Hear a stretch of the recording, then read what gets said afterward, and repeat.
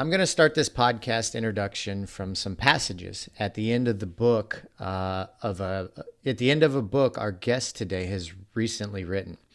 What impossible challenges would you tackle if you knew you could be 500% more productive? If you could be 600% more creative? If you could cut your learning time in half? If you could increase your confidence massively and also spike pattern recognition significantly in your brain?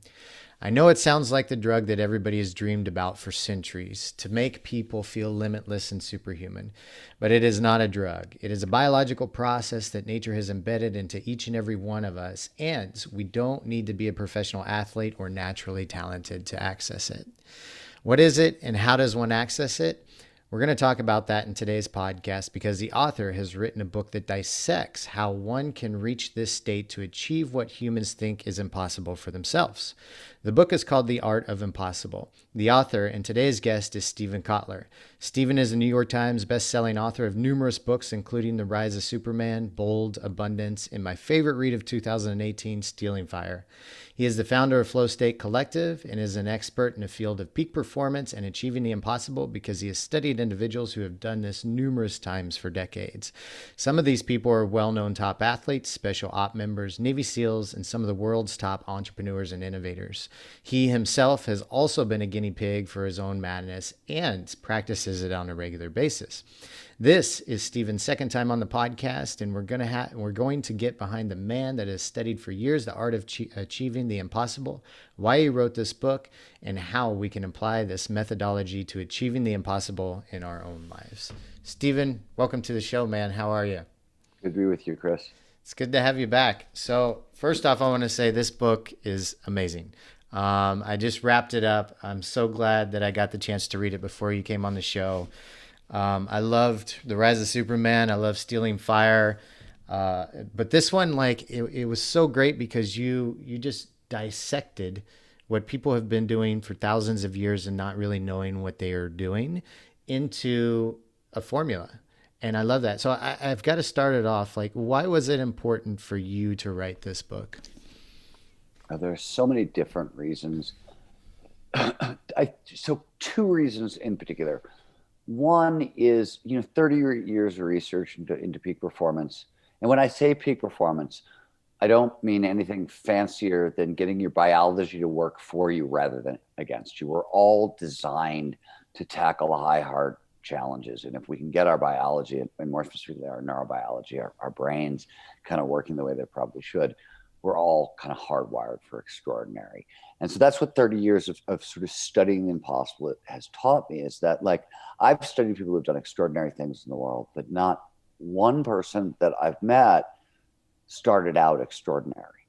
They built towards that, and they built towards it in a recognizable, repeatable pattern that anybody can apply. So that was part A. Part B was, I've spent my career studying those moments in time when the impossible becomes possible, as you pointed out. And I've met amazing people along the way, and I've probably been in the room like more times when that happened, or been in the theater for however you want to describe it, than anybody else, right? But for every person who I saw accomplish this, and whether this is somebody who built a game-changing, world-changing business, or created a breakthrough technology, or did it in athletics, there were hundreds of people who came really close. It didn't end up in my books, right? Every one of my books is a story of, like, the successes, but for every success in those books, there's probably 900 people I knew who got really close and then tripped over something. And as a general rule, what I've seen over and over and over again is people tripping over themselves. They trip over their own biology, basically. And a lot of the people that I have been privileged to spend time with, they're going after grand global challenges: energy scarcity, water shortages, poverty, healthcare crises. Like, we need them to succeed. We as a planet, I feel like, need them to succeed. And it wasn't the actual challenge that was screwing them up. It was themselves. They were, getting in their own way, in a sense, what are, if you kind of have my perspective, obvious pitfalls. Like, everybody trips here. You know what I mean? Like, you're not alone. Everybody stumbles here, and there's a reason. And this is how the best of the best don't, right? Or work around this. And at this point, we've been doing this long enough. The neuroscience has advanced far enough that you can decode the formula. You can see what's really working. So I think I wrote this book more for like all those people, right? Yes, Yeah. it's a book. If you want to perform better at work on Monday, this is the book for you. Because the biology, if you want to tackle and capital I impossible, that which has never been done, this is the book for you. I studied those people, and that's what I wrote about. I also say the book is really for people who are interested in what I would call small I impossible. This is all the stuff that we think is impossible for us, right? This could be, for me, the example I give in the book, I grew up in Cleveland, Ohio. It was a blue-collar steel mill town. I grew up in the 70s. I wanted to be a writer from the time I could remember. I didn't know any writers. I didn't know how you became a writer. It was a fantasy. It was absurd that I wanted to be a writer. That's a lowercase I impossible, right? Meaning there's no clear path between where I am and where I want to go. And statistically, not great odds of success. Becoming a successful entrepreneur, small I impossible. Becoming world-class at anything you do, small I impossible. Rising out of poverty, overcoming trauma, learning how to get paid for what you love. These are all small I impossibles. The formula is the same. The book was lessons learned from people who have gone after capital I impossible. It's meant to be applied by anybody who's going after small I impossible. But the truth of the matter is the tools are the same because it's just our biology. So if all you want is to be a little bit better at work on Monday, it's the same tools. It doesn't change. Right. So you say that, I think you actually quoted in the book, whenever impossible becomes possible, there's always a formula. And so you were mentioning this here. What is that formula exactly, and how is it biologically embedded in all of us? So when we say let's first talk about what the formula is. There's a set of skills that we will call that fall under the heading of motivation. Now, when motivation, which is where this whole all starts, everything starts with motivation because it's the energy that gets you into the game. When psychologists use the term motivation, it's catch-all. It doesn't just mean the extra energy. It's external motivation, internal motivation. So external motivation is things in the world that we want. We're motivated to try to go get money, sex, fame. Internal motivations are things like curiosity, passion, purpose, autonomy, mastery. These are things that really thrill us from the inside and motivate us. They also mean goals and grit. This gets lumped under the heading of motivation. So motivation is where the formula starts, but it's all those skills. It moves into learning. Motivation gets us into the game. Learning allows us to keep on playing. Mm-hmm. Once you've got learning layered in, and there's a bunch of skills under learning, just like there's a bunch of skills under motivation, you need creativity. Because creativity, especially if you're going after high, hard goals where there's no clear path between where you are and where you want to go, creativity is how you steer. And then flow, the last set of skills at the end, is how you turbo boost everything you're doing sort of beyond all reasonable expectations. And when I say there's a formula, when we talk about cognitive peak performance, those are all, there's no other skills. You're always talking about something that falls under the heading of motivation, learning, creativity, or flow, because that's how the biology is designed to work. And when I say there's a sequence, we know you need to start sort of with extrinsic motivation, move to intrinsic motivation, move to goal setting, move into grit skills, then move on to learning, because we evolved millions of years ago. And these skills came online as we developed in a specific order, basically that was customized to an environment that's millions of years old, right? One of the reasons we're sort of off schedule is because we live in a very different world than, we lived in a couple million years ago when this stuff started to evolve. And a lot of the systems that we're using it's not just fundamental law humans. Some of them are flow. Almost every mammal can get into flow. Right. It's ubiquitous in nature. They used to think the line was somewhere around, I kid you not, ferrets, that any animal with like sort of more intelligence, more brain power than ferrets could get into flow. Then there was a reason for that. It had to do with the endocannabinoid system and the ability to produce anandamide. But now it turns out that we think even that research was wrong and could be almost all mammals that can get into flow. So we are biologically hardwired to perform. Their best flow is an optimal state of consciousness, is universal, shows up in all mammals, all humans. And, these are all the skills that you sort of like also need to support flow, which is the real turbo boost. So that's what Art of Impossible is about. And that's the reason. So, I mean, I could go one level down and we could talk about it a little bit further about where that comes from if you want to, but yeah, you know. So for the listeners, Steven's broken the book up into those 4 sections that he just mentioned: motivation, learning, creativity, and flow, as the process of achieving the impossible. But, I think, like, for the circles that we probably run around, flow is a very common thing, but there's probably a lot of people out there that still don't fully understand it, and probably still give it the connotation of some woo-woo thing that people do. But it's a scientifically proven thing. You've talked about it. People talk about it. It's been proven for years. But could you define that a little bit more? What is flow exactly? Yeah, the technical definition, scientific definition doesn't help very much. Scientific definition is an optimal state of consciousness where we feel our best and we perform our best. That's what flow is. More specifically, because that, as I said, doesn't help us very much. Flow is any of those moments of rapt attention and total absorption. You get so focused on the task at hand, on what you're doing, so absorbed in it that everything else just disappears. Action and awareness will merge. Your sense of self will diminish, get really, really quiet. Awareness of kind of bodily function will disappear.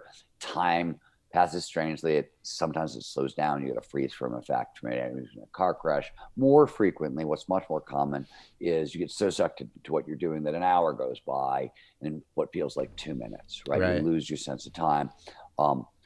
Performance goes up so much in this state that it creates a sense of control. Like you can control things you don't normally. The final characteristic that sort of distinguishes flow is, the technical term is, it's autotelic. The state is autotelic. What that really means is the state is euphoric. It's an incredible, joyous, pleasurable state. It's our favorite experience on the planet. It's the most addictive experience on the planet. And it's also completely directly correlated with levels of the amount of flow you get directly correlates to levels of happiness, well-being, life satisfaction. So flow really matters on that stuff as well. And that's how we define flow. Those 6 characteristics I just listed: complete concentration on the task at hand, the merger of action awareness, the vanishing of self, time dilation, sense of control, and this autotelecity. That's how psychologists define flow. That's how they measure it. So if those 6 characteristics show up during an experience, you're in flow. And this could be micro flow when those characteristics show up and they're really quiet, right? This is when you sit down to write that quick email and you just get sucked in. You look up an hour later and you're like, oh my God, I wrote an essay. And maybe your sense of self didn't totally vanish. You didn't become one with everything, which is something that happens at the other end of the state. Here, you just sense of self sort of vanished in the sense of when you pop back into your head, you're like, oh my God, I got to go to the bathroom and I didn't even notice before, right? I have to pee, right? That's microflow. And the other end of this spectrum is macroflow. It's when all those characteristics show up and they're kind of cranked up to 11. This is a rarer state, not just a little harder to achieve, but also fairly common. And, these are quasi-mystical experiences. Time feels like it slows down, right? And the merger of action and awareness gets so complete that you start to dissolve into the universe. You become one with everything. We understand the neurobiology of where that comes from, why that happens now. That was some of the earliest work I actually did on the state back right around 2000. All this stuff we understand the neurobiology underneath it. And that's how, the work I do at the Flow Research Collective, where we're a research and training side. On the research side, it's predominantly the neurobiology. So these psychological characteristics I'm talking about, there's really profound, precise neurophysiological changes. And, when I first started the work, we sort of knew a little about what changes in neurochemistry were going on, brain waves, a little bit about neural anatomy. Now the work I'm doing these days is on networks, which brain networks are involved in flow and how are they talking to us? Is there a flow circuit in the brain? Those kinds of questions. That's where our attention is now. And on the physiological side, flow has a cortisol signature. Appears to have a heart rate variability signature. Certainly, heart rate variability is predictive of whether or not you can get into flow.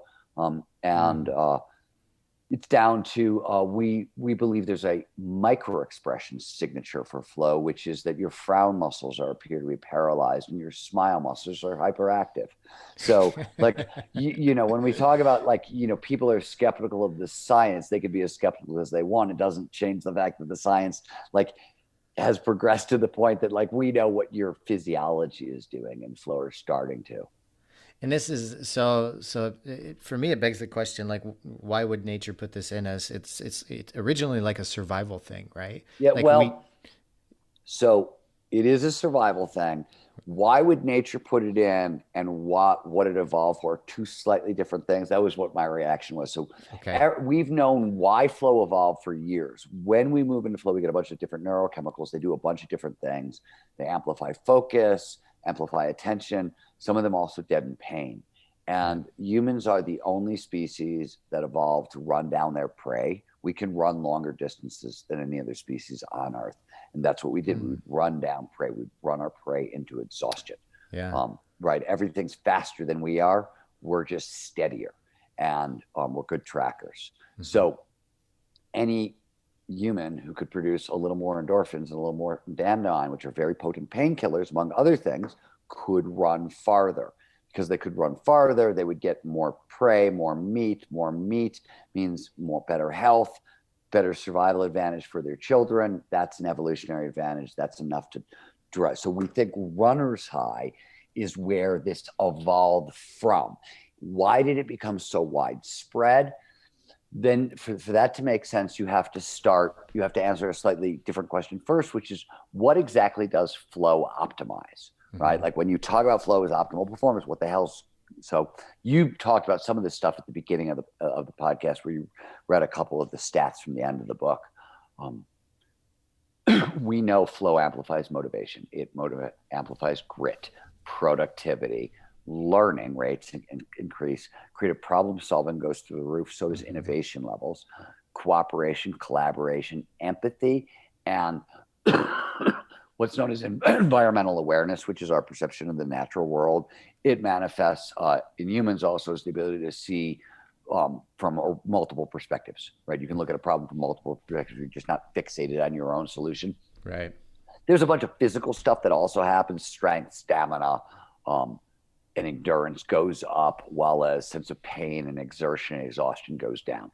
So the question you got to ask, because anybody should, is the question you ask, like, why would evolution create a state that does all this shit, right? Like, that's weird, right? Like, that's a very good question. And the answer is that evolution shaped humans, but what shaped evolution? And the answer, as Darwin told us, is scarcity. Scarcity of resources is the single largest driver of evolution. And when resources are scarce, you have two options. You can fight over dwindling resources, right, or you can get cooperative, get creative, get innovative, get exploratory, and make new resources. Right. Those are your two options. So that is all the stuff that flow amplifies. This is everything we need to either fight or flee, right, to avoid becoming somebody else's resources, or get exploratory, get creative, get innovative, get cooperative, and make new resources. That's what flow appeared like. It was designed for runner's high, but what drove it forward in the species and what accounts for all the things it amplifies is it was our major solution to evolutionary challenges, basically. So I love nerding out on this stuff. So I'm going to talk further about, definitely the neurochemicals that's happening to us when we get in flow.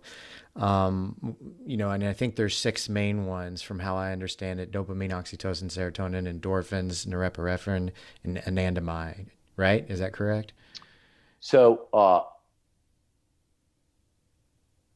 that was 5. You said oxytocin. 6. So oxytocin is only present in group flow. It does not show up in individual flow at all. Okay. In fact, when I was writing Stealing Fire, we thought oxytocin was much more prevalent in flow, in individual flow also. I recently did a thorough neurochemical review, and I spent a lot of time talking to Paul Zak, who's sort of the world's leading expert on oxytocin. He's a neuroscientist. Okay. And both of us are in total agreement that oxytocin is definitely present in every group flow experience, but does not show up in individual flow, or at least we can't find it anymore. But the other thing that is worth pointing out is there are hundreds of neurochemicals in the brain, and way more than these 6 are involved in flow. So, for example, GABA is everywhere. Glutamate, these are the fundamental energies for the brain. We also know that acetylcholine, which is primary like awake, alert, a little bit of focus, is probably involved in flow. But acetylcholine tends to work in opposition to norepinephrine, so one goes up, the other goes down. But they're both probably involved in this. There's more going on. The 6 that we were talking about are the largest reward chemicals. So they have the biggest impact on performance. Most of the stuff that gets optimized because of these neurochemicals, but they're the big 6 reward chemicals. So when you talk about flow is the most pleasurable state on earth, it's these chemicals that underpin that. When you talk about that 500% more productive number that you started with, that comes from a study, not our work. McKinsey, the business consultancy, they did a 10-year study of top executives in flow. They went around the world, and it's self-reported, so you got to like grain of salt it a little bit, I think.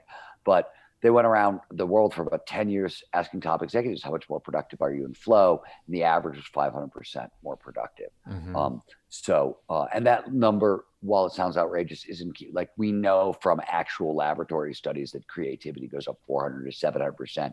And the accelerated learning number we have is 240 to 500%. And that's a Department of Defense study done on soldiers in flow and snipers in flow and, that kind of stuff. So those are really quantitative, harder numbers that we can trust a little bit more than the McKinsey one, I think. But we at the collective have been we're in the middle of a multi-year project with Deloitte Consulting, trying to have a deeper look at what actually gets amplified in business. And we're looking at everything from like income levels to employee retention to engagement, like everything you might possibly want to know from a business. And we've been doing that for a couple of years, and we're seeing that everything we see is in line with those big numbers.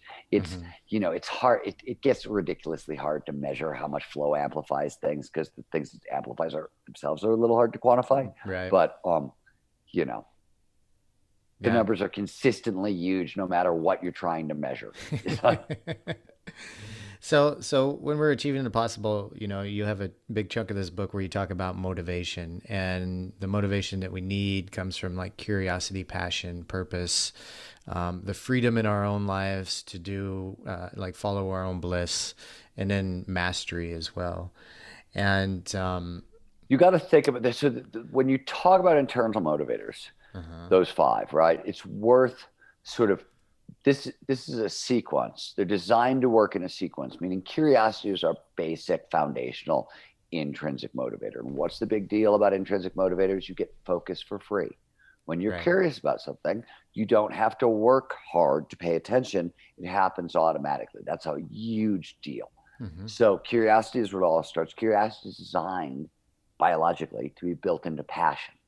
Biologically, passion is literally nothing more than like the intersection of 2 or 3 or 4 of your curiosities coupled to some major successes, some public successes, some wins, and what that produces. Once you have passion, it's designed to be coupled to purpose. I'm passionate about this thing. How do I use this thing I'm passionate about to help somebody beyond myself, right? That's purpose, to make a dent in the universe, to help the world. Once you have purpose, the system demands autonomy, the freedom to pursue that purpose. And once you have the freedom to pursue that purpose, that's when mastery comes online, because now you want the skills that allow you to pursue that purpose well. And once you have that, you need to set up 3 levels of goals, because we're goal-directed beings. The system needs 3. And once you've got all that, first of all, you're going to start getting way more flow for a bunch of different reasons. Then you start working on grit. And there's 6 levels of grit, and it's all sort of like, these are the order these things sort of come online naturally, it seems. And they are, it's not that you can't develop these things out of sequence or whatever. It's that if you do them in this sequence, you just get farther faster, and they all work better. Right. And if you understand it too, because this is like, I talk a lot about neurochemicals and neuroscience and flow states, like if we understand what's happening to us and how we can tap into this more often, then we can achieve the impossible in our own, the lowercase impossible and maybe the uppercase impossible in our own You lives. know, we talk about it. I always say, we call it cognitive literacy, just Okay. understanding what's going on in your brain and your body when Yeah. you're performing at your best, Yeah. right? You don't, I'm not saying get a PhD in this stuff. I'm saying know how the system works so you can get it to work for you. Right. Right. Exactly. So one of the things that I liked that you mentioned in the book is you talked about the different neurochemical cocktails from like passion play, healthy obsessions, and this sort of thing. So can I quiz you on them real quick? Like Sure. I'll ask you. Okay, what are the neurochemicals that come from passion? This That are is Helen Fisher's work. She's at Rutgers. She's uh probably the world's leading expert on romantic love. And passion is norepinephrine and dopamine. And so norepinephrine is hypervigilance. It's obsessive focus. So like if you're falling in love with someone, you can't stop thinking about them. right. That's the norepinephrine that's doing it, right? Okay. When you're falling in love with somebody and you can't stop thinking about them and you're like unbelievably excited, you can't wait to see them again, and you're already planning your wedding and all that stuff. Well, that's dopamine. It's helping you make meaning out of the excitement, right?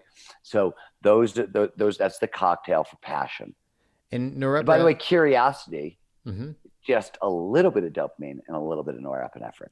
Okay, just not as Crank much as out, yeah, you passion. exactly, exactly. So, and norepinephrine is actually also known as noradrenaline, but it's the It's opposite of adrenaline. it. Yeah, no, it's adrenaline. It's just Okay, adrenaline in the brain. We call it adrenaline when it's in the body, and noradrenaline when it's in the brain, or norepinephrine and epinephrine, depending okay, if you're in Europe or America. gotcha. Okay, and play. What's the neurochemicals that are released when we're playing? So again, you'll probably get a little bit of norepinephrine. You'll get Hmm. way more dopamine, and then you'll start getting pro-social chemicals. Hmm. Oxytocin is the most basic one. Um, you will probably, if you're playing and if it's deepening existing long-term friendships, you'll start getting endorphins because Okay, that tends to cement longer-term bonds. Um, Marital bliss, oxytocin, endorphins, that tends to be, that kind of thing. And you can start getting serotonin. okay. Serotonin is just a pro-social chemical it means that like, oh, there's a lot of people in the world who like me. I'm safe. I feel safe and secure and I'm relaxed, right? Like that's sort of serotonin. Right. And okay, and serotonin is also what antidepressants try to release in a person's body. So quite often, the lack of serotonin is connected to that, right? It is To connected. depression and So yeah, I mean, the SSRIs can release serotonin. They can Wellbutrin, for example, will mhm. release norepinephrine, and maybe a little serotonin. I don't know. But they cut depending on the antidepressant and generate one or two or three. They cocktail these same drugs. Okay. What's being released from healthy obsessions? Um, Is that the same as passion? yeah, same as passion, Same as basically. passion. Okay. Yeah. Then you mentioned this, but like trust, love, bonding, kinship, and cuddles. Oxytocin, right? This is the main one. Oxytocin is the big one, though. As I said, endorphins. Okay. Endorphins underpin like maternal bonding. They're designed to underpin mother-infant relations, Okay. or father-infant relations, right? Like that kind of unbreakable, unshakable, long-term, lifelong bonds. Those are often endorphins. So we'll get those in social situations, but they're harder. They're harder earned in less. So you can also get them out of like team, well, like when you do really hard stuff together. Navy SEAL training, Hell Week is Okay. designed to produce kind of endorphins. Laird Hamilton talks about how big wave surfers are often closer to the tow buddies than their wives, because their tow buddies are saving their Their lives, lives right? regularly. They're right, and it happens automatically, and like there's nothing, and it literally does. It happens. It's neurochemical at that point. There's some Uh, endorphins involved in that one too. Yeah, it's interesting. Like when somebody has or when two people or a group of people go through a life-threatening experience and survive it, there's a kinship there that automatically is just created, and your brothers, right? Brothers and sisters, right? Brothers in arms. Yeah. Relaxed happiness after like a hard day of work and exercise. That's what are That's those? predominantly serotonin. Okay, gotcha. And then, so the exciting part is getting a low blend of these six different chemicals is why people really love flow states better than even orgasms, because they're getting all of these at once. It's kind of like Well, the well, it is. orgasm will give you a lot of these same ones at once. I think the reason people will prefer flow to orgasm Uh-huh. is orgasm is sort of biologically it's good for one thing. It serves it's an important use value, right? We want to propagate the species, but there's one thing, and you're not really present. You can't do anything with an orgasm, right? It's sort of you're actually not there, right? Yeah. You're totally gone. Flow, you're not that gone. Flow is an active state. We like it most because we're goal-directed beings, and when we're in flow, we're moving closer to our goals. Yeah. So I think that's why will ultimately people, they'll take. I think appear to take flow over orgasm. They'll prefer like flow. Now it's interesting that may because flow is rarer for a lot of people than orgasm. It's a good point. That could also be the reason. And it's not actually rare, which is really funny because we spend like 5% of our work life in microflow, often without even noticing it. But macro flow is rarer. Right. And that's, I think, what people are responding to. But I could be wrong. Yeah. So when flow hits, we go into these different states of mind. So regular state of mind is beta state of mind, and then we have alpha, theta, and then gamma state of mind when it referring to flow. So beta state of mind is like probably in this conversation right now or checking Yeah, emails. beta is a fast moving brainwave. It tends to show up when we are awake, alert, and sort of paying attention. Right. Alpha is just below that. It's a slightly slower wave. Mm-hmm. It's daydreaming mode. It means the default mode network is probably active, and your brain is sort of moving from one idea to the next without much internal resistance. Beneath that is theta. This is Mm-hmm. where you are when you're in REM sleep, Right. where you right. This is when you get down to theta. So if you one of the ways to distinguish like alpha, this is where you're thinking about like the green dress that Sally was wearing at your birthday party, and maybe it reminds you of a green turtle you saw on vacation in the Galapagos, right? When you're in theta, that you go from green dress to green turtle to green planet to green universe. So like this is dreaming, where one Mm-hmm. thing becomes the next, becomes the next, becomes the next. Above beta, there's a faster moving wave called Right. gamma. Gamma predominantly shows up during what is known as binding. This is where your brain takes all the different disparate elements that show up at any given moment and binds them together. So like sight comes in at different speeds than hearing, than touch. These all people don't think about it. They come in at different speeds. The brain has to put them all together in the present moment. And when it does it, it's called binding. Binding also happens when we link ideas together. So when you have aha insight, you get Mm-hmm. gamma. Flow takes place on the borderline predominantly between alpha and theta. Now you don't stay there throughout the whole flow state. This is a misnomer. So a lot of people are like, "Oh, I've got this brainwave device that can drop you into flow. It puts you in alpha." And well, no, there's a whole lot more going on Right. in flow than just alpha. And alpha is not flow. Alpha theta borderline is the baseline for flow. Whenever we make decisions, and flow is an action state, so you're always making decisions. You bop all over the brainwave thing. It's just like, where do you come back to? Most people will come back to beta. That's awake and alert. Right. High beta, which is anxious, right? Like awake, alert, not too much stimulation. If you're really good at flow, you'll return to baseline. This is one of the things you see. A buddy of mine, Leslie Shearland, is a neuroscientist, did a very lengthy, he's one of the guys who helped us really, I mean, a lot of people worked on brainwaves and flow, but he was working with Red Bull. And I think he looked at 5,000 elite, super elite, like top 5%, top 1% athletes in the world. Okay. And this is what he discovered, is that most people, when they get kicked out of the alpha theta borderline in like the decision making cycle or something where you're all bouncing all over these other brainwaves, most people get stuck, right? Like they'll pop up and they'll see something scary in the situation and they'll focus on that. They won't be able to let that go. But top performers can notice that and come right back down to the alpha theta borderline.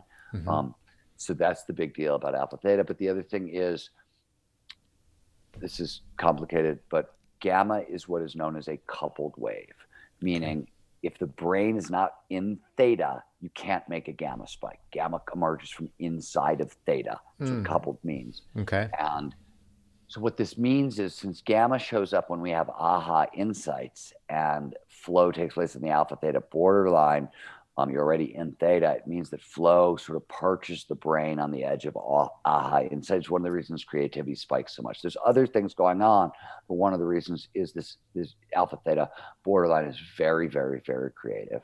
And you're right at the edge of insight at all times. So you're ready to have a creative breakthrough at all times when you're in flow. So is gamma, like, is that the same as macro flow? Or can you be in alpha theta still when you're having this macro flow? I don't think gamma has anything to do with macro flow. Is definitely alpha theta. Okay. All flow is. The only time that gamma would show up in flow is when you're having aha insights. So you know how flow is sort of like, you're playing standards and you're improvising on top of it, right? And the standard is perfectly performed expertly. The improv stuff, when you are having those improvisational insights about whatever you're doing. So like, I'm writing and, ideas are popping into my brain, those could be gamma arrivals. Those could be spikes of gamma, but usually it's a fairly big, oh my God, breakthrough moment. And normal flow is just at the alpha theta borderline. So, I don't think brainwaves change a whole lot where you are on the micro to macro scale. Okay. But that's also, I've never seen anybody. It's a great question to be tested in a lab. I don't know how we do it right now, but it's a good question. It's to be discovered yet. But that's what's exciting is we're learning. I mean, what we've learned in the past decade about all this stuff is absolutely phenomenal. And what we'll discover in the next decade will probably prove all of this incorrect in some way, but we'll find more amazing things. But I always like to say that the thing with science is you're usually factually accurate because you don't have the whole picture, right? But you're directionally accurate. Yeah. Right. And the nuance is lost on most people. You know what I mean? It's not that we prove the fact itself wrong. It's that the context that surrounds the fact totally changes, and that fact no longer means what we thought it meant. You know what I mean? That tends to be what shifts. I mean, sometimes we're just like, okay, we were fucking flat out wrong on this shit. We were like right brain creative, left brain logical. No, we were flat out fucking wrong on that shit. No, I mean, come on, right? And but right brain does see wholes and left brain does see parts, right? That's one of the big differences is, the left brain literally sees the trees, the right brain sees the forests. And that's an actual difference, right brain to left brain. It wasn't creative versus, we use the whole brain to be creative. We use the whole brain to be logical. But you do see there are certain hemispheric differences now. So you talk about in the book the importance of risk taking, and risk taking is one of those things that drops us into flow. Do something you fear every single day, drop yourself into flow. But there's a lot of statistics around it. And one thing that I thought was interesting is that we don't get the dopamine hit when we take the risk. It's actually before we take the risk. Like the idea that we're going to take the risk, the dopamine hits, which actually encourages us to take the risk. So our biology, again, is actually incenting us, moving us towards taking a risk, like saying towards innovation, right? Okay. What we're calling risk taking is that's right. We're being designed for innovative solutions to scarcity, usually, is what I would say. But risk, we are biologically designed to take risks. Whenever we take risks, could be social risk, intellectual risk, creative risk, physical risk, we get dopamine. Dopamine drives focus. And anything that drives focus into the present moment will precipitate flow. Right. And then we move in towards, growth, right? Like that all pushes us towards growth. Um, One thing another stat that you had here is you break down the importance of goal setting. I meet people from time to time who have achieved success and have never done any type of goal setting before. And, part of me is like pretty impressed that they could achieve their level of success without making any goals. And then part of me is a little disheartened too, because I think if they had goals, they would be even more successful, like structured formal goals, they would be even more successful than what they achieved. But there's big goals and there's small goals. And so what roles do those play? You touched on them a bit, but if we could like get into more So details. there's three levels of goals. Mm-hmm. Human beings are goal-directed systems. So we're built to go after goals. When we don't live in reality. We live in a world that is predominantly shaped by our fears and our goals. That's most of everything that we can that we're paying attention to in any given situation.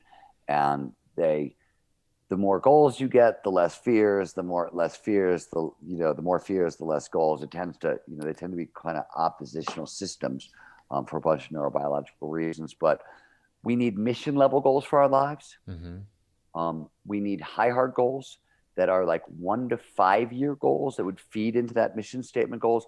And then we need clear goals. These are daily to-do lists. They're your high heart goals chunked into what can I do today to advance this cause? And they all need to be pointed in the exact same direction. Right, right. And then, and you mentioned too that productivity actually goes up 11 to 25% if we have structured goals, right? No, that's high heart goals. This is John Locke and Gary Latham's work, Fathers of Goal Setting Theory, and they discovered having a properly set high heart goals, so those mid-tier goals, will increase productivity 11 to 25%, which is freaking enormous. It's amazing. I mean, are you kidding? Yeah. Right? Like, so huge tool. Now, and the other thing I want to mention about like the people who claim that they've never set goals, maybe that's true. Maybe they've accidentally just sort of like lucked into their job and, gotten a promotion. Like maybe it's happened that way, but as a general rule, the brain needs to know in any given situation where you're starting and where you're ending. Otherwise we can't get to where we're going. Like the whole system, this works at every level of our biology. You've probably heard of this if you've anywhere in sports, whether you're talking about like how to catch a baseball or how to ride a mountain bike, you go where you look. Right? You like if you want to catch a baseball, you got to keep your eye on the ball. It's because we go where we look and we will run to like that. Same thing with a mountain bike. You look 30 feet down the trail because you'll go there. If you look down at the ground, you're gonna crash. Right? This works at every level of our biology. We're designed to go where we look. Basically, that's what goals are. That's the same system. Yeah. Yeah. I think you're right. And it happens automatically, right? Like that's the thing about when you look yourself down the trail as a mountain biker, right? You just pick a spot 30 feet out and you're moving at 30 miles an hour. So like you only see that spot for a microsecond, then you pick another spot. But this is how you steer. All of it takes place unconsciously, right? You're steering towards sort of the spot that you picked out that you can see, and everything else takes place unconsciously. Same thing happens when we set goals of any kind. And that's really kind of dumbed down the process of achieving the impossible, right? Like you just look at the next step, the next step, the next step, the next step, and keep going and going and going, and use your grit. The way I always tell people, I've never met anybody who actually, I've met hundreds of people who have actually accomplished the impossible. I didn't meet anybody who set out to accomplish the impossible. I take that back. Peter Diamandis set out to unlock the space frontier as his mission level goal. Right. And he did actually start out that way, but with very few other exceptions. That's really rare. But the first thing Peter did is he surrounded that problem. That's what, like when I got to know Peter, he literally built companies everywhere you could build around that company.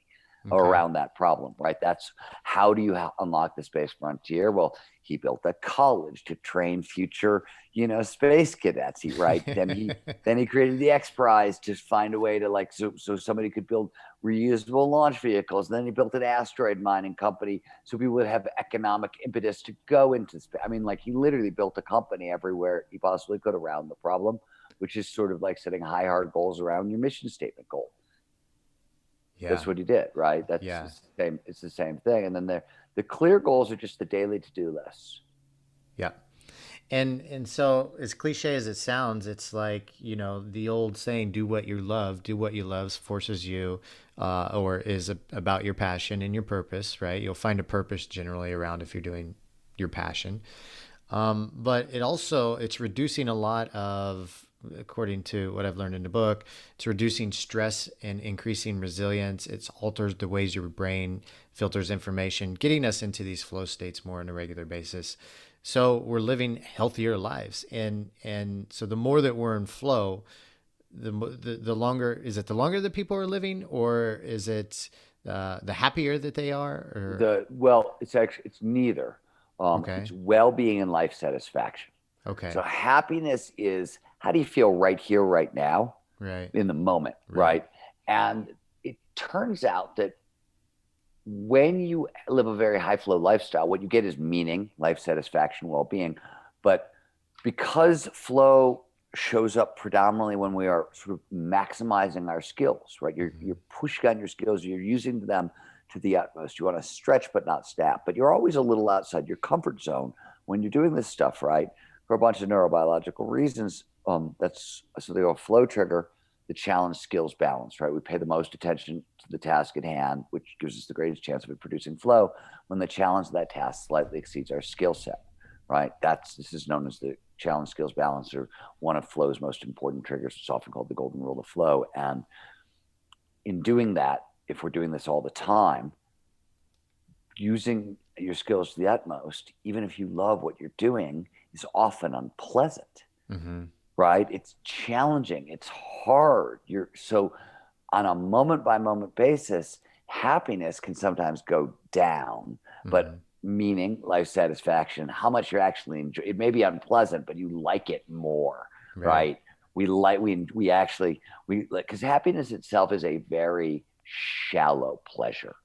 How do you Yeah. feel right here, right now? And it's not a very enduring pleasure. Yeah. And what are you going to do about the next moment and the next moment and the next moment? And, as I say in the book, more meaningful does not always or often mean more pleasant. Right.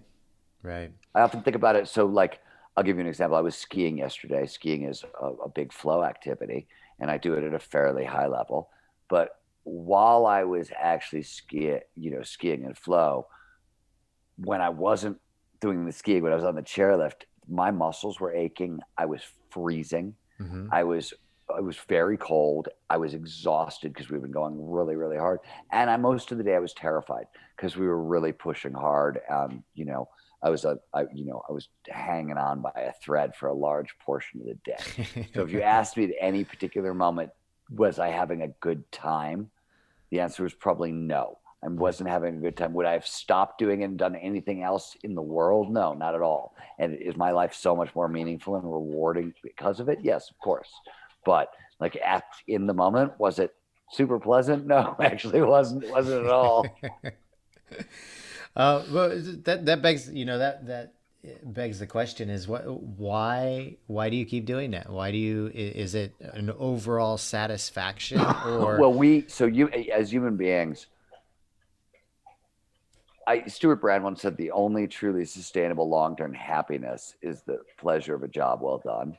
Uh-huh. And we human beings, when you look at our intrinsic motivators, the motivated mastery tends to trump most other motivators because the pleasure of a job well done, just little victory after little victory after little victory, Mm-hmm. that is the sensation that we call motivation. And it's really one of our favorite sensations. Another one of our favorite sensations is when we activate the fight response in the brain. It's separate from the flight response.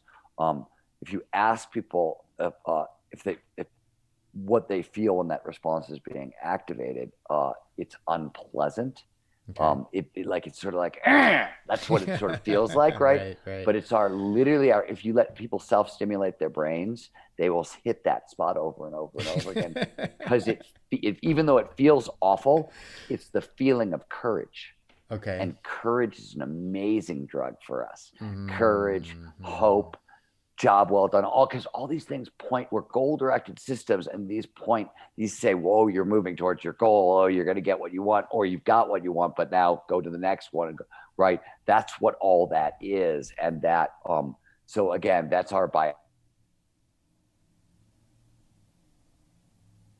the momentary pleasure.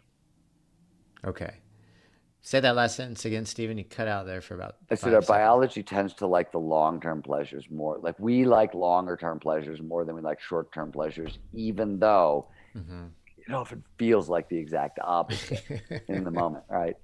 Right. Health food versus sugar and chocolate, right? Um, One thing that was really interesting is I learned in a book about when we get creative insight, there's a part of our brain called the anterior cingulate cortex, the ACC, that lights up. And actually, there's a reduction, I think, in the prefrontal cortex area, and then the AC, if I remember correctly, but I may be wrong. But then the AC lights up when that insight comes, and that tends to stimulate some dopamine, and we get more creative insight from that combination. Is that right? So there's no, well, sort of. You, Okay. you're you're conflated a bunch of stuff. What the anterior cingulate cortex does is it helps us select sort of what to do next, and it can be very, very logical and linear, Mm-hmm. or it can help us find remote associations between ideas. So when it's Okay. remote associations between ideas, that's creative insight. When there's dopamine or norepinephrine, that assists the ACC, because when that's in our system, dopamine and to some extent norepinephrine do what is known as tuning signal to noise ratios. They amplify pattern recognition. Mm-hmm. When with these chemicals in our system, we find more signals in the noise. Now, this can sometimes be great, can sometimes be creativity. It's also schizophrenia and Mm. all and conspiracy theories. So if like the more dopamine in your system, the more patterns you're going to notice, Okay. right? Conspiracy theories are patterns that aren't there. Um, right. This is a really funny. So Olaf Blanc, who's the neuroscientist who did all this work, he started. This was done a long time ago in the 90s. I want to say maybe the early thousands. He was in Switzerland. He took a bunch of images, people's faces. Uh-huh. Some of them were real faces, and some of them were scrambled images, like your nose, my eye, uh, somebody else's lip, photoshopped together. They Okay. looked like real faces, but they were fake. They weren't. And they showed them to a bunch of people and said, "Are these real faces or fake faces?" And then they gave that same group of people L-Dopa, which increases the amount of dopamine in their system. It's Parkinson's drug. Okay. And with way more dopamine in the system, everybody called more fake faces real faces. They were Mm. detecting more signal in the noise, Right. right? So when you have schizophrenia or mania, this is massive quantities of dopamine. The dopamine is totally dysregulated, and you're seeing patterns everywhere, connections everywhere. But they found that people who believe in conspiracy theories, people who believe in angels, people who believe in God, people who believe in and people with more of these beliefs tend to have more dopamine in their system than others. There's really strong correlations, and there's been a lot of this work. Most of it was done in Europe, and they do a lot of it to make fun of Americans, because 79% of Americans believe in angels, or some like ridiculously high number, and Uh-huh. so conspiracy theories, another American pastime. And so I think European did this research just so they could make fun of us, but nonetheless, it was very helpful. So, you know, the value of you talk about this in the book too. The importance of, because as peak performers, as high performers, we can get very obsessive about our goals, right? We can get very obsessive about what we want to achieve, to the point where if we don't take scheduled time off, if we don't get out in nature, if we don't, take chunks of time off, it can burn us out. And I think how it was associated to, like we're less creative if we're not taking time off. We're less, we're in beta state of minds more often, having more anxiety happen. And if we can just talk a little bit more about like the importance of and how to take some time off on a regular basis, like balancing that in one's life to make sure we don't hit burnout, because I think that's a legitimate thing that Burnout, yeah, happens. burnout's a legitimate problem for peak performers. And what it looks, so first of all, you need 7 to 8 hours of sleep a night. That's not it's not a negotiable for peak performance over time, especially if you want more access to flow. Flow's a high energy state and really requires like a good night's sleep. You also need to have active recovery protocols in place, right? At the end of your day, you need to be able to turn off, and an active recovery protocol is something that like shuts you off. It's restorative yoga, long walk in nature, an Epsom salt bath, infrared sauna or any kind of sauna, getting a massage, foam rolling, mindfulness. These are all active recovery strategies. They change our state and they reboot us. What we have discovered at the collective, and I think we need more research on this, but it appears to be true. There's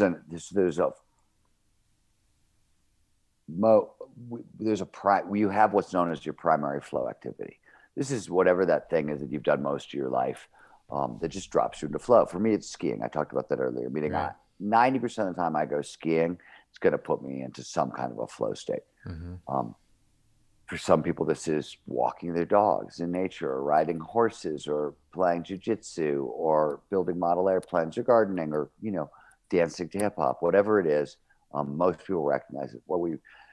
In adulthood, we tend to, like, especially as entrepreneurs, as people performers, people tend to they ignore their primary flow activity. They walk away from it.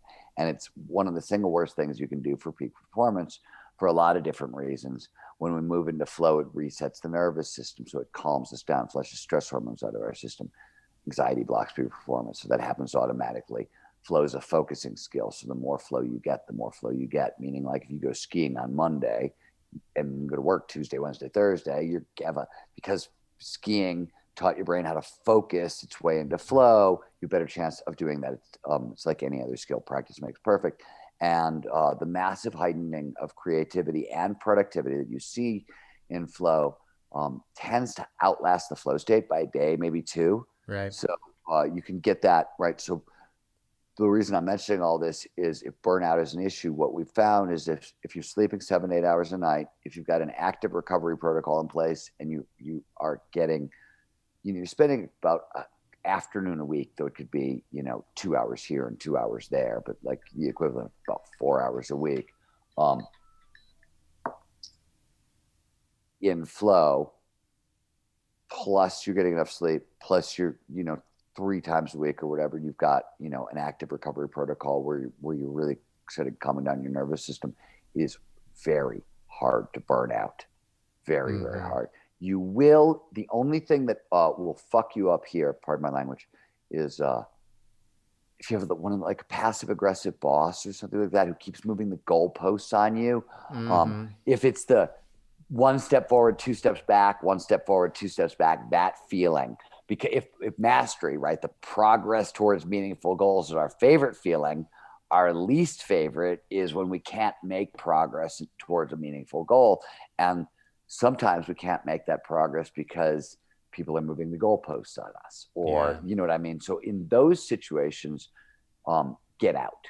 Like, literally, like, there's no, I don't know what else to tell you, but like, you cannot win. That often happens if you work for a narcissist. Narcissists do that a lot, right? It's one of the ways they keep control over situations. So in that situation, we literally, like, start building an exit plan. You won't win that situation. And the best thing you can do as a peak performer is start figuring out how to extricate yourself. So I've seen that a lot, but especially in the entrepreneurial world, and myself included, like we'll set goals, and then when we get to that goal, we won't celebrate or take time off or relax. We'll just be ready for the next one and hit the next one. And I actually I had started getting fatigue on a regular basis. Every couple of weeks, like it would put me in bed to where I just had no energy, and so I got a brain scan, and my brain was just toast, and it was, the voltage was very low, and the doctor was like, hey Chris, you need some scheduled time off. You need to take, like, go to the beach for a week without any devices, just chill.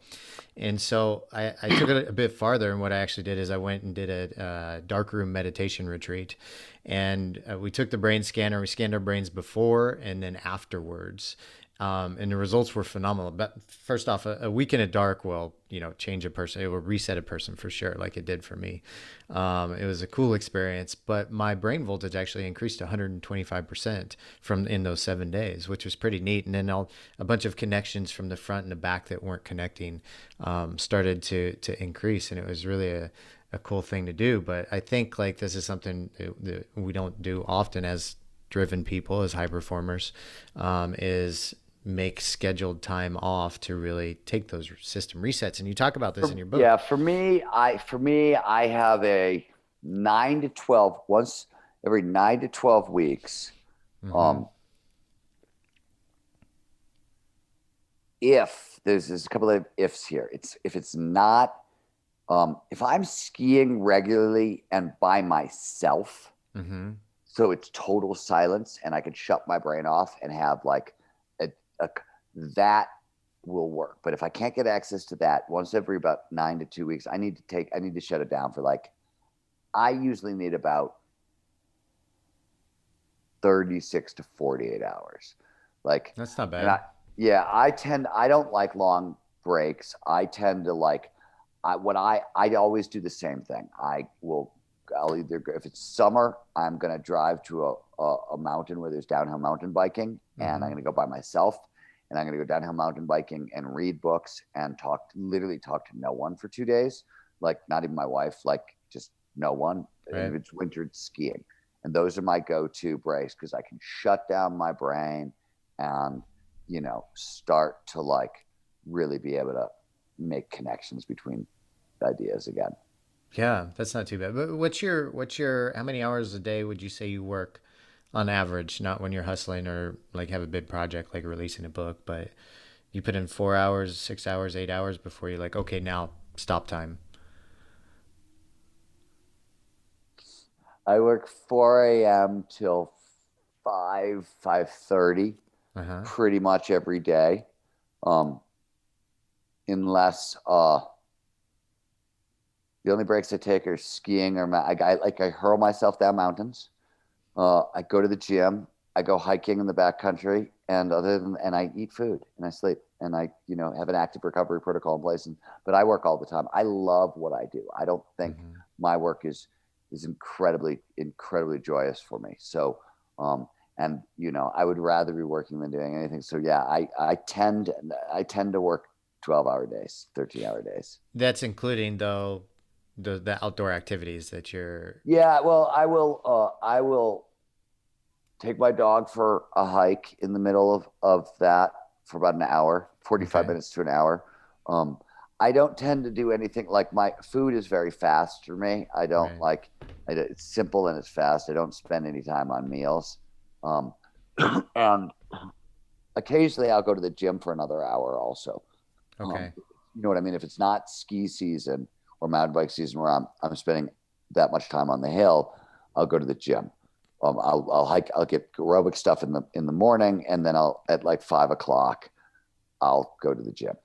Do you have a max though, Stephen, that you're like, I can't do more than X amount of hours in front of a computer before I I need to? don't have what I have is what I don't when Mm-hmm. I'm tired. I go to sleep. I take a nap, or I don't try to fight my biology Okay. on that one, because, like, I won't do high quality work when I'm tired. Like, I've Right. already lost if I'm trying to, you know what I mean? I don't. Sometimes you'll push through and it's fun because you'll have a busy day and you didn't get enough sleep and it just happens and you can push through. But, like, I really often won't try to push through on that one. Yeah, that makes sense. That makes sense.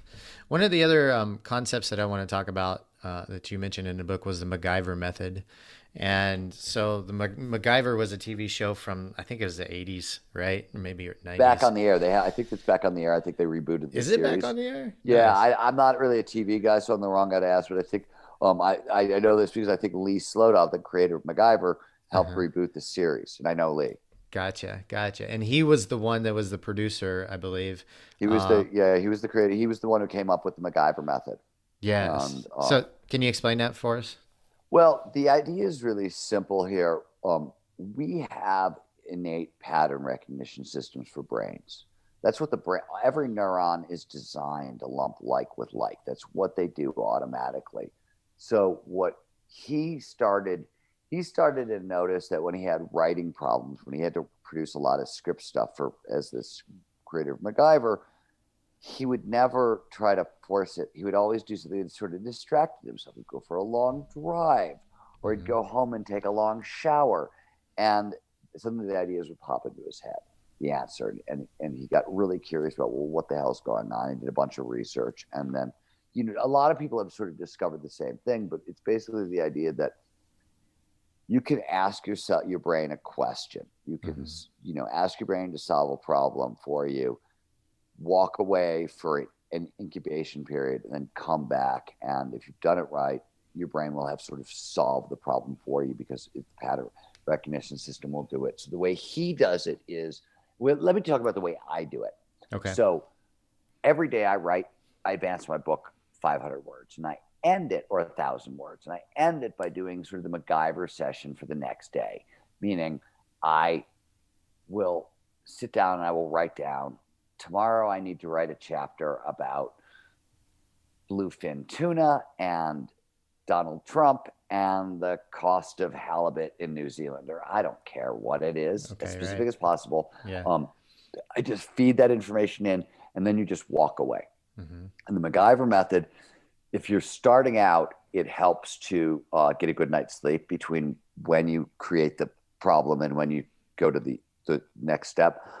As you get better with this over time, you can just sort of like walk away and take 4-hour breaks, or hour-long breaks, or whatever you get as you get better at this. But the idea is you basically create the problem and give the brain as many specifics as possible. Mm-hmm. Right? You don't have to come up with a solution, but you have to say, those were all the details I was giving you. Give the brain stuff to work with, and then give it an incubation period.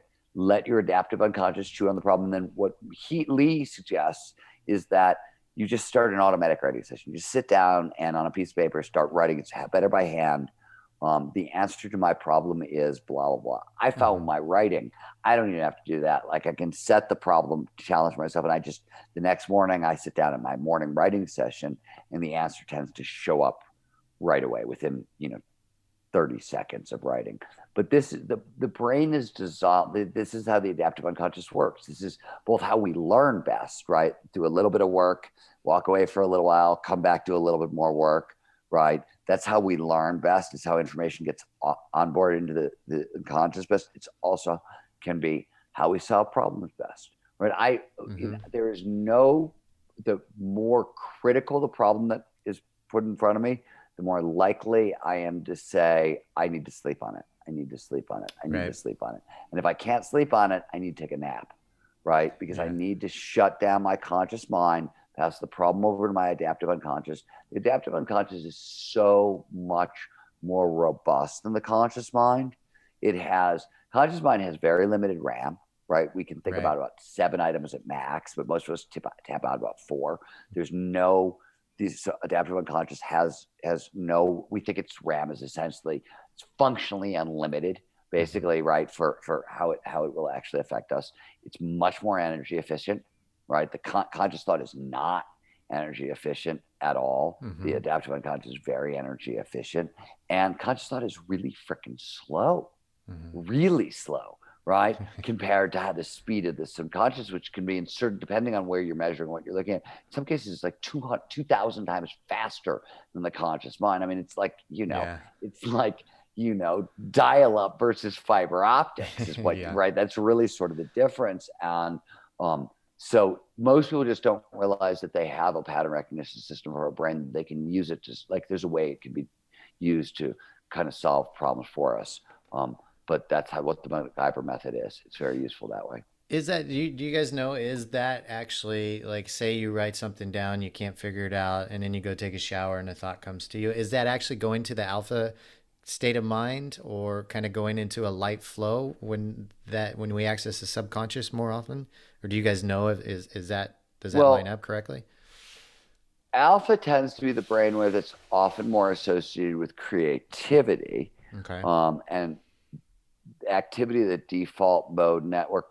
You're trying to think of brainwaves as sort of a blanket thing, and they don't work that way Okay. at all. Because there's no, even when you're like, when we say your brain is producing alpha theta, you're Right. talking about a brainwave that's coming out of the prefrontal cortex, Okay. right? There will always be other brainwaves going on in the brain at the same Same time, and time. it's how all they interact. That's how the networks start to communicate. So it's, there's no such thing as an alpha state or a beta.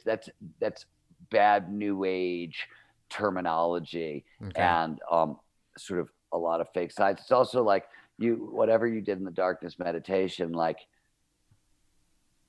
your brain isn't producing more voltage. Like, I don't know what the hell they were measuring and telling you. Mhm. Um, your brain probably started making all kinds of connections that it didn't. Like, that's probably true. And you probably spent a lot more time in sort of alpha and theta states while you were doing that. But like, Right. I don't know what the hell they were measuring to say, like, your brain is producing more voltage. I mean, an epileptic seizure is your brain producing more voltage also. I mean, like, that's a nonsense thing term as far as I can tell. Um, Interesting.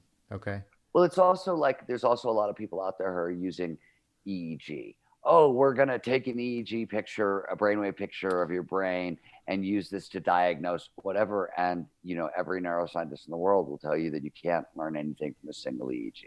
You can't do like a single EEG here and then another one 2 weeks later and compare and contrast and say Because they're you're actually different. looking at things. It's just not how it works. Yeah. Um, so there's a lot of, anytime people sort of like, you see this a lot in the like biohacking space. Right. People have a tech, it measures one thing, and they want to say this thing that they're measuring is the thing. And no, it's the thing that you're measuring. It's what you actually can get access to, and you're trying to give it way more power than what it is. It's, in fact, one of the reasons I wrote The Art of Impossible is this kept happening with flow. People kept saying, "Oh my God, flow is the thing," and the blah blah, and they kept trying to say it's this brainwave. And even in peak performance, flow is not the thing. It's necessary, but not sufficient, Okay. right? Yeah. And so that's sort of the point, but that doesn't make for easy marketing product and say, you know what I mean? That's Like, it. and Yeah. that's, so there's a difference between what is very saleable and what is actually fits the biology, right? I always tell people, when you go through the Flow Research Collective's training, Zero to Dangerous, it's thick, it's heavy, it's hard work, it's Hmm. a lot of information, it's, and it's designed that way because everybody else is trying to do, oh, we're going to give you 3 things to do fucking Monday morning, and they're lying.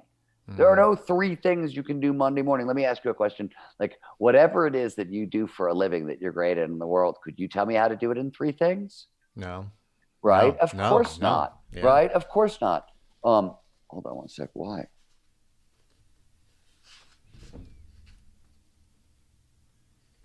I don't know anybody in Massachusetts, but they seem to want to get a hold of me.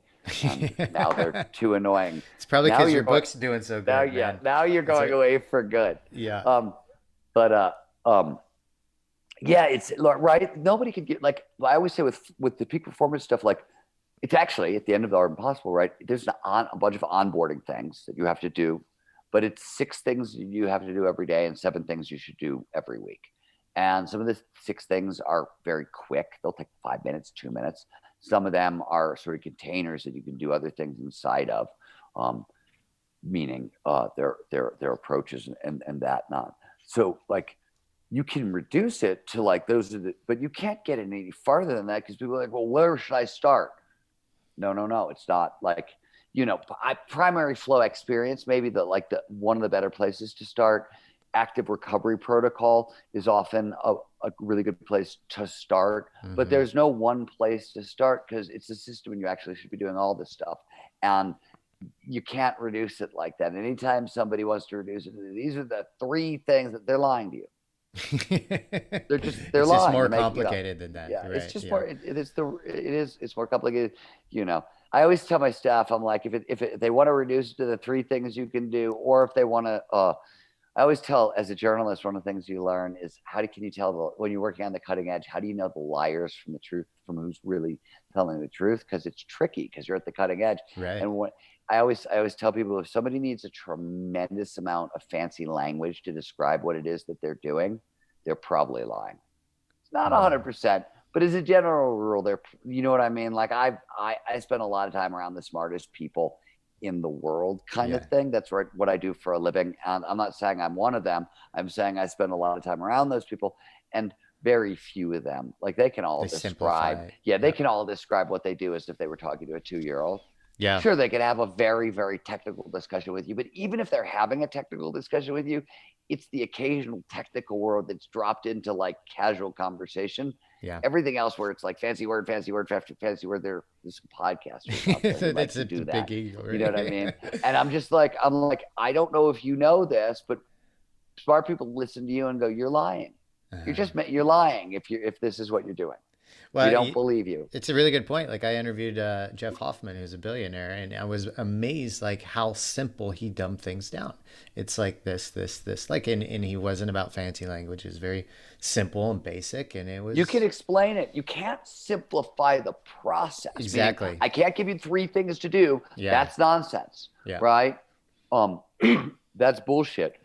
But I can explain to you all. I mean, there are certain things, like I'll tell you. In writing, the only thing that I can't explain to you simply, and it's not that I can explain to you in fancy language, it's that you have to learn for yourself, is a lot of writing is pattern recognition. It's things like rhythm, rhythm and language, right? That can only be learned by reading a lot and looking for how does it happen, right? It's an unconscious thing. I can teach you to be more stylish and how to be more stylish and how to develop a writing style. But the actual this is how language works, this is how rhythm works, you need lots of laps. So that's the stuff I can't explain, where there's unconscious tacit knowledge, what Gary Klein calls tacit knowledge. That stuff is about usually the pattern recognition system, being able to see patterns over and over and over again. That stuff is hard to communicate, not because the ideas are hard and I need lots of fancy language, but literally because you're trying to notice something that is very difficult to notice. Yes. Very good point. Okay. I want to wrap up by reading a passage out of your book here. And I think it simplifies the process of achieving the impossible really well. And you have a story here where you talk about your friend, Peter Diamandis, and also co-author. Fortune put Peter on the list of the world's top 50 greatest leaders. He's the founder of the X Prize, which it's Peter's mad attempt to open up the space frontier and reward somebody at $10 million for the first person that can build a ship that go into space orbit twice in 2 weeks. Yeah. And a reusable spaceship is the very thing that NASA couldn't build. It was, Peter felt, the necessary first step to opening up the space frontier. Everybody agreed that Peter was out of his mind. A reusable spaceship was never going to happen. NASA said it would cost billions of dollars and require tens of thousands of engineers. All the major aerospace manufacturers reiterated NASA's point. Winning the X Prize, according to all the world's leading experts, was absolutely impossible. You say not for long. Less than a decade later, maverick aerospace designer Burt Rutan launched Spaceship One into low Earth orbit. 2 weeks later, he did it again. He didn't have 10,000 engineers. He only had around 30, and it didn't cost $1 billion. It cost $25 million, which is bad ROI, but still pretty awesome, right? The impossible had become possible. And what does it look like? I don't think it was bad ROI, by the way, because immediately Richard Branson came in. Yeah, right. No, Richard Branson came in. It was Paul Allen's money, right? Okay, that was who funded Burt Rutan's project. And once I mean, I don't know how much Branson licensed the technology for. Uh-huh. Now, but he started selling tickets. I don't know how many To the tickets. show. They've sold at this point, but like they were $100,000 a piece, I think, or maybe Oh, wow. 200. But then they sold a lot of them right off the bat. So I don't like once Virgin Galactic is up and running. I mean, it's bad ROI if you're trying to measure in the moment, right? Over Yes, 20 that's, yeah. amortized over the next 20 years. No, I think it's going to be great ROI Oh, in the end. worthy, very worthy investment. But here's how Peter unlocked the space frontier. Here's how he did the impossible. He woke up, he typed on his computer for a while, he had breakfast. Then he went someplace, had a conversation. Then he went someplace else, had another conversation. Then he opened up his computer and punched the keys again. Eventually he had lunch. After lunch, he went somewhere else and had another conversation. He talked on the phone for a while. He punched some more keys. There were airplane rides and trips to the gym. Every now and again, he grabbed a shower and some sleep, and he went to the bathroom. Repeat, repeat, repeat. This is what pulling off the impossible looks like up close. And from this perspective, it takes the same amount of time and energy to be the very best dry cleaner in Cleveland, Ohio, as it does to unlock the space frontier. And I think that is a beautiful way to kind of wrap things up and tell people, even if your impossible is losing 50 pounds or solving world hunger or just starting your first business, it is all put in a step-by-step process and a formula to achieve the impossible. And that's all I got. Steven, is there anything else you want to add? No, this was super fun, man. Cool. I'm glad you enjoyed it. If the listeners, so congratulations. As of last night or today, you guys are on pretty much all of the best-selling lists. All the big ones, New York Times. What else? You said you didn't hit Wall LA Street? Times, LA Times. USA Today. Yeah. I think today we're going to hit the Wall Street Journal and Barnes and Noble with the Times list twice. There's Southern California Independent Booksellers, and there's another list. It's a sweep. I think we hit all the big ones. Congratulations on that, man. If the listeners want to get your book or learn more about you, Amazon's the best place. StevenKotler.com, FlowResearchCollective.com. Amazon is where you'll get the book. And of course, just for the listeners, if you want more flow in your life, one of the easiest places to start, www.flowblocker.com. There are about 6 major things that tend to trip people up the most. Mm-hmm. And we just built a diagnostic. And it's not one-stop shopping for all your flow needs, but it will help you diagnose the thing that is standing between you and more flow.